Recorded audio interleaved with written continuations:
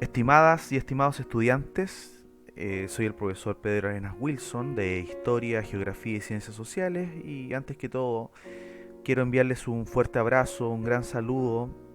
Espero que se encuentren muy bien en sus casas, que se estén cuidando y mientras tanto voy a colaborar, ¿cierto?, con el proceso educativo, con su proceso de formación desde la asignatura de historia, a través de estas pequeñas cápsulas que les voy a ir entregando, que se van a ir subiendo a la página de YouTube, para que ustedes tampoco queden desprovistos de los conocimientos y las habilidades que tienen que adquirir en la asignatura. Espero que estén muy bien y espero que esta cápsula les sirva a ustedes. Está hecha con mucho cariño y con mucha dedicación y preocupación para su proceso de aprendizaje. Tenemos entonces que estamos viendo la unidad 0 en séptimo año básico, es decir, materia o contenidos que no se alcanzaron a estudiar el año pasado producto de toda la convulsión social que ocurre en nuestro país, la suspensión de clases, etcétera. Por lo tanto, estamos viendo ahora lo que es materia de sexto año básico, eh, principalmente el proceso de independencia de Chile. Eh, ¿Cómo entendemos la independencia de Chile? Se señala acá, la independencia de Chile forma parte de las revoluciones hispanoamericanas producidas a inicios del siglo XX. Es decir, el proceso de independencia de Chile forma parte de un proceso global, de un proceso más amplio que corresponde a todos los territorios o a todas las colonias que el Imperio Español poseía en lo que actualmente se conoce como Latinoamérica. Bien, acá abajo dice, es un proceso de separación de la corona española que finalizó con el establecimiento de un gobierno autónomo e independiente. Quienes nos aparecen acá, ¿cierto? Son tres personajes o tres actores históricos fundamentales para ir comprendiendo todo el proceso de emancipación o independencia hacia el Imperio Español. En la parte central tenemos a Bernardo Higgins, tenemos acá a la derecha a Manuel Rodríguez y en la parte izquierda tenemos a José Miguel Carrera. Bien, en esta primera cápsula vamos a estudiar lo que es los antecedentes externos de la independencia, es decir, los acontecimientos históricos, los procesos históricos que ocurrieron fuera de lo que es Latinoamérica, es decir, precisamente en España, en Europa. Vamos a estudiar también lo que fue la primera junta de gobierno, su formación, por qué se creó, y vamos a finalizar con la constitución o la conformación del primer Congreso Nacional en el año 1811. Por lo tanto, cronológicamente hablando, vamos a estar estudiando el periodo que va entre el año 1810 y el año 1812. Antecedentes externos de la independencia de Chile, dice, la invasión de Napoleón a España y la detención del rey Fernando VII inició en las posesiones españolas de América un movimiento juntista fiel al rey cautivo. Luego de estos movimientos tomaron un rumbo independentista. ¿Qué significa esto? De que las tropas de Napoleón Bonaparte, el emperador francés, invaden España y toman cautivo, detienen al rey Fernando VII.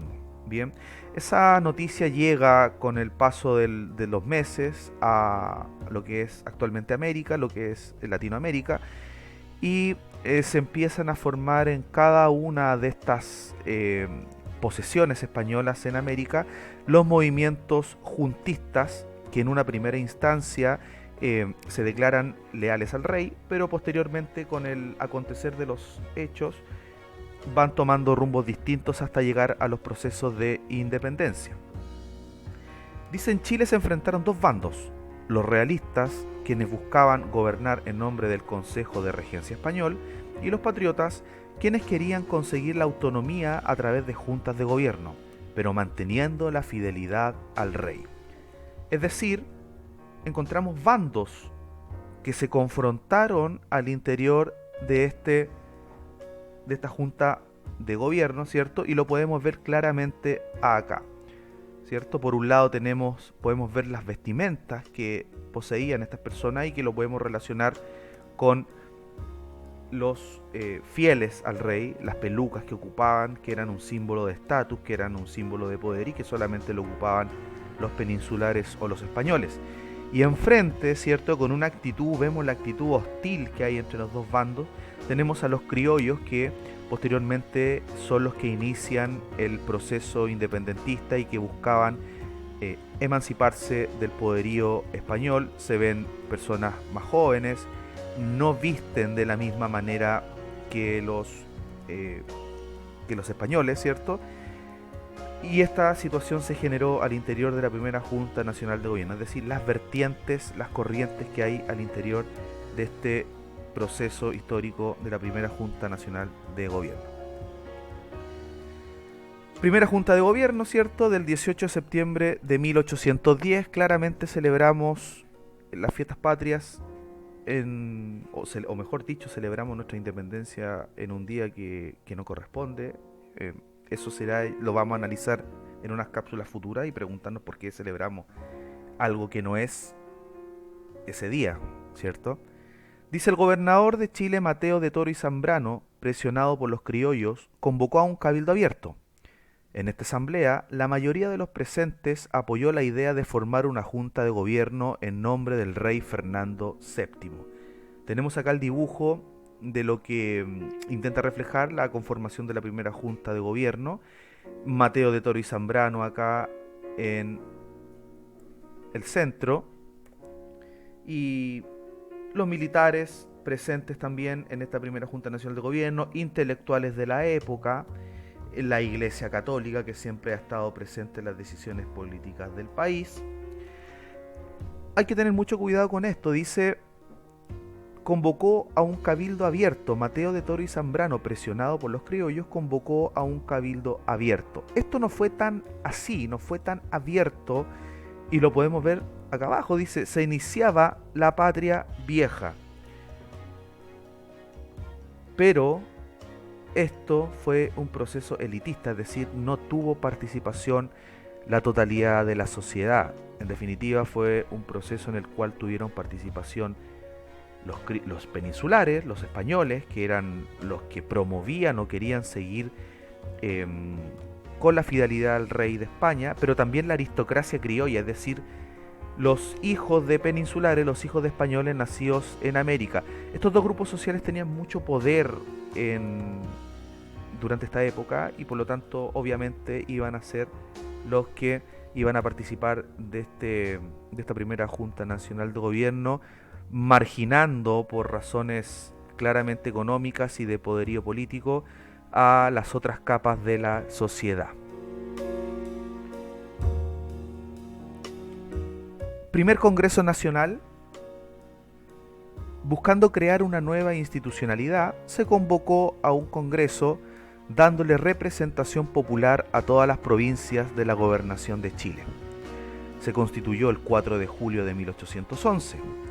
En su conformación, los exaltados y aquellos que buscaban reformas profundas y radicales no obtuvieron la mayoría. Tenemos entonces año 1811 como antecedente histórico, como proceso histórico, que se crea el primer Congreso Nacional en la ciudad de Santiago. Actualmente, ustedes ya sabrán, el Congreso Nacional se localiza en la ciudad de Valparaíso. ¿Qué ocurre acá? Como se señala, dice que los exaltados, o sea, se refiere a exaltados a aquellos que buscaban emanciparse de la dominación del Imperio Español, no obtuvieron la mayoría. ¿Ya? Ellos buscaban reformas profundas y radicales, pero no obtuvieron la mayoría. Acá vemos en el dibujo, los bandos. Por un lado, a los exaltados, a los que buscaban cambios, pero también por otro lado vemos a los que juraron fidelidad al rey y que no querían ningún cambio. La Iglesia Católica siempre observando qué ocurría en este proceso. Vemos al presidente del primer Congreso Nacional, ¿cierto? Cómo se dirigía esa sesión, los representantes de las provincias de la gobernación de Chile. Acá en la zona en el centro, digamos, de este escenario que nosotros podemos ver acá, que nos grafica cómo fue, para que nosotros imaginemos cómo se dio a cabo, cómo se llevó a cabo este primer Congreso Nacional. El tema de fondo acá es que como no obtuvieron la mayoría en el Congreso Nacional los criollos exaltados que buscaban la independencia de España, se empezó a gestar dentro de ellos el pensamiento de idear un golpe de Estado para de esa forma empezar a gestar el proceso emancipador. Esto nos lleva a pensar lo siguiente: nuestro país a lo largo de la historia ha sufrido bastantes golpes de Estado. De hecho, el primer golpe de Estado es el que se realiza acá y que pasamos ahora a analizar. Dice José Miguel Carrera. Acá tenemos el surgimiento de uno de los principales actores históricos de este proceso independentista. Dice: miembro de la aristocracia criolla, había combatido a las tropas francesas en España y al saber lo que ocurría en su patria, decidió participar en el proceso de emancipación.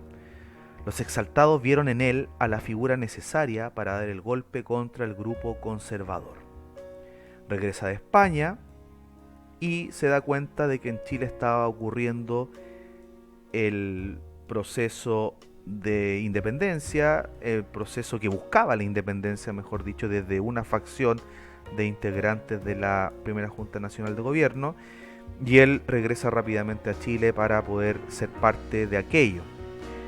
Dice, apoyado por sus hermanos y la fuerza militar, tomó el poder luego de 2 golpes de Estado, 4 de septiembre y el 15 de noviembre de 1811, es decir, dentro de un mismo año hubieron 2 golpes de Estado que nos irán acompañando a lo largo de toda nuestra historia. Bien, tenemos entonces ahí en primer lugar la figura de José Miguel Carrera. ¿Qué ocurre durante el gobierno de José Miguel Carrera? Porque toma el poder a través de este golpe de Estado. Vamos a ver estas obras que realizó bajo su gobierno, bajo su dictadura en definitiva. Son las siguientes. En la otra cápsula vamos a continuar con las pendientes. Dice, durante el gobierno de José Miguel Carrera se implementaron una serie de reformas como la Ley de Libertad de Vientre, inspirada por Manuel de Salas y que constituyó un avance en miras de la libertad de esclavos. Es decir, como se grafica acá en este dibujo, los hijos e hijas de esclavos nacían libres dentro del territorio de lo que actualmente es Chile.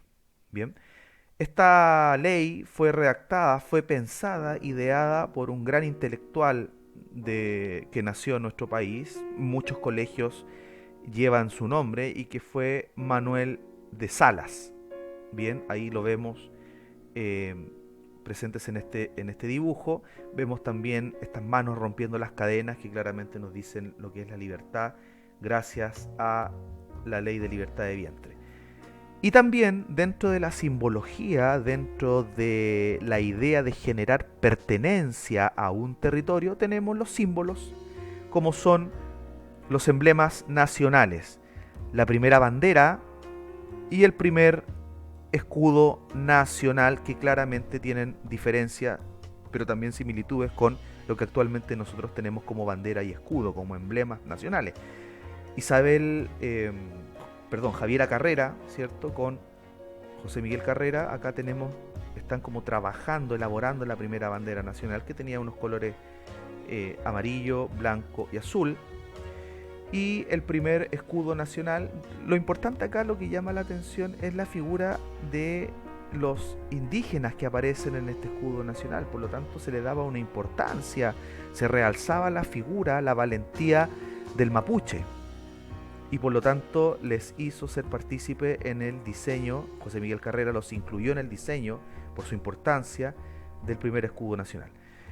Aut concilio aut ense y post tenebras lux, ¿cierto? Aut concilio aut ense es por la razón o por la fuerza, algo que actualmente se mantiene, y después de las tinieblas o después de la oscuridad viene la luz.